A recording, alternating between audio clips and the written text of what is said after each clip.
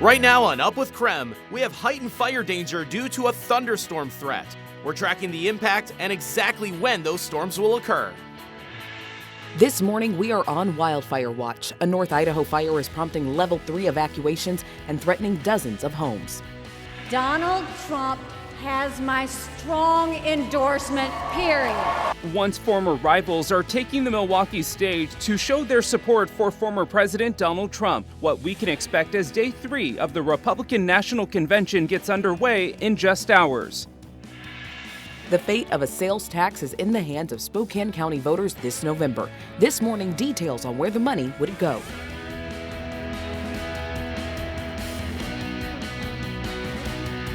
Up with KREM begins now. At 6 a.m., we say good morning to you and thanks for joining us here on Up with KREM. I'm Channing Curtis. And I'm Tim Pham. We are under a KREM 2 weather impact alert. We are helping you prepare as the inland Northwest starts to see a stretch of extremely hot days. This morning, our team has you covered to keep you informed and safe. So this morning, we're asking you, do you have lithium-ion batteries in your home? Because Spokane County firefighters say these batteries are actually causing more wildfires or more fires in general. So this morning, we're telling you how you can keep your home safe. Plus, keeping your garden lush can be hard in the extreme heat. This morning, our Brandon T. Jones will join us live with the Friends of Manitou to tell us more on how to keep your gardens green. But first, let's check in with our meteorologist, Thomas Patrick, who's bringing us more on this weather impact alert day. Thomas, how is the weather going to impact us today? Yeah, and while this heat stretch continues, the focus today is more on our first thunderstorm chance for this entire month. And the thunderstorms might not have all that much rainfall attached to them. And that's the threat and the concern with this thunderstorm chance overall. This is considered dry lightning. When we get thunderstorms sans much rainfall, and lightning strikes without the rain can start new wildfires. So that risk will be active from about noon to midnight tonight. So that is our weather impact today. Red flag warnings have been issued for just that. Some of these alerts kick in at 11 a.m. across northern Washington, and they'll kick in at noon for the Spokane area and eastern Washington today. This while we are still in the middle of this heat stretch, as heat advisories continue for today and tomorrow and are still anticipated to be upgraded into warnings as the high temperatures climb close to and then above 100 degrees.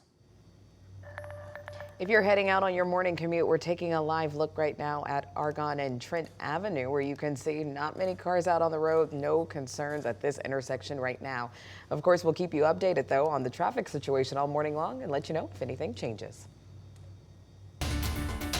Now let's get to a wildfire alert as level 3 go-now evacuations are in place for a wildfire that's burning near Kendrick, Idaho, which is just east of Moscow. It's being called the Texas Ridge Fire. Yesterday, it jumped from 150 acres to 1,300 acres. At this hour, it is 0% contained. It has already burned 4 buildings. The Latah County Sheriff's Office says the fire is currently moving northeast. The Latah County Sheriff's Office shared this evacuation map. If you live in these areas, we put this map on our website, krem.com, for you. We'll update it as things change. If you need a safe place to go, we want to let you know there is an evacuation center at Kendrick High School. Meanwhile, a wildfire in Asotin County is causing level 3 go now evacuations. If you take a look at this map right now, those level 3 evacuations are highlighted in that red. So anyone living in the Cougar Creek area all the way to Highway 129 needs to leave right now. The Department of Natural Resources has called in air support for this fire. In the meantime, the Chelan County Emergency Management says the Pioneer Fire was started by a person. The investigation is ongoing, but in the meantime, fire officials are really just reminding everyone that a statewide burn ban is in effect right now for all of Washington state. The Department of Natural Resources issued the ban last week. This means burning of any kind on DNR managed land is not allowed. The new order also bans outdoor burning, campfires, or using charcoal briquettes. Prescribed burns on forest lands are not allowed either. The ban is in effect until September 30th. Also, a reminder, a burn ban is already in place in several cities across Spokane County. Well, right now we are taking a live look inside the convention center in Milwaukee, where day 3 of the Republican National Convention is set to begin in just hours. Now, Trump's running mate, J.D. Vance, is set to take the stage for the first time since being announced as the vice presidential candidate. Last night, several of Trump's primary challengers and fiercest former GOP critics came together in a united front of support. CBS News' Sabrina Franza has more from Milwaukee this morning. Former President Donald Trump was back for day 2 of the Republican National Convention as several of his biggest 2024 primary rivals took the stage in a show of party unity. Donald Trump has my strong endorsement, period.